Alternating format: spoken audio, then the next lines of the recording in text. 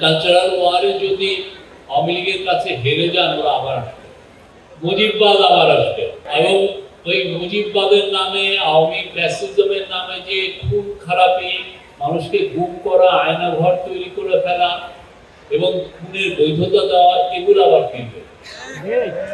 এই জায়গাকে যদি আমরা ডিফিট করতে চাই, আমরা যদি একে যদি পরাজিত করতে চাই, তাহলে আমাদেরকে সত্যিকার অর্থে আমাদের অনেকগুলো ফ্রন্টে আমাদের যুদ্ধ অব্যাহত রাখতে হবে।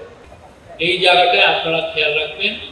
আমি আশা করব সাইমন গোষ্ঠী বা আপনারা এখানে যারা আছেন তারা অনেক বেশি নতুন মিডিয়া আসতেছে, নতুন ধরনের কালচারাল ল্যাঙ্গুয়েজ আসছে। ইয়াং একটা ছেলে মোবাইল নিয়ে বসে থাকে, তার নতুন ভাষা আসছে, তার কথা বলার, তার আরেকজনের কাছে তার গল্পটা ছড়িয়ে দেওয়ার নতুন ভাষা আসছে।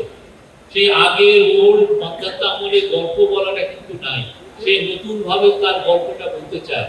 সেই গল্প বলাটা আমাদের রপ্ত করতে হবে। এটা যদি আমি রপ্ত না করি, আরেকজন এসে ওটা রপ্ত করে তখন আমাদের উপরে সে ছড়ি ঘুরাবে।